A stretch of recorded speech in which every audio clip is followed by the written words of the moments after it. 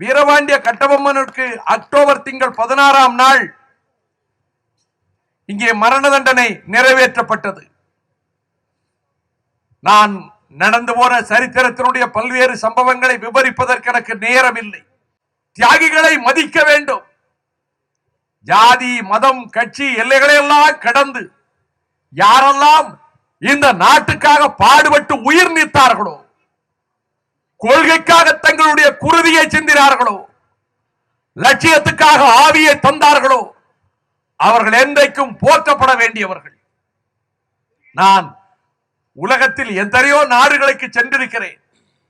செல்லுகிற தேசங்களில் அங்கே லட்சியத்துக்காக உயிர் நீத்த தலைவர்களினுடைய கல்லறை எங்கே இருக்கிறது என்று தேடித்தான் நான் சென்றிருக்கின்றேன்.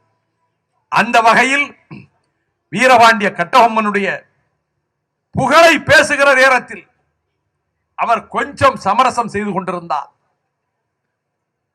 வெள்ளையருக்கு கப்பம் செலுத்துவதற்கு தயார் என்று முடிவுக்கு வந்திருந்தால் பாஞ்சாலங்குறிச்சி கோட்டையும் கொத்தளமும் அரண்மனையும் இருந்திருக்கும். ஆனால் இத்தனை ஆயிரம் மக்கள் இங்கே திரண்டு நடக்கிற நிகழ்ச்சி நடக்காது. தமிழகத்துக்கு என்னால் இந்த உயிர் இருக்கின்ற வரையில், இந்த தொண்டை குழியில் என் ஜீவன் இருக்கின்ற வரையில் இந்த மண்ணுக்கு, இந்த மண்ணில் வாழும் தமிழக மக்களுக்கு நான் ஊழியம் செய்வேன்.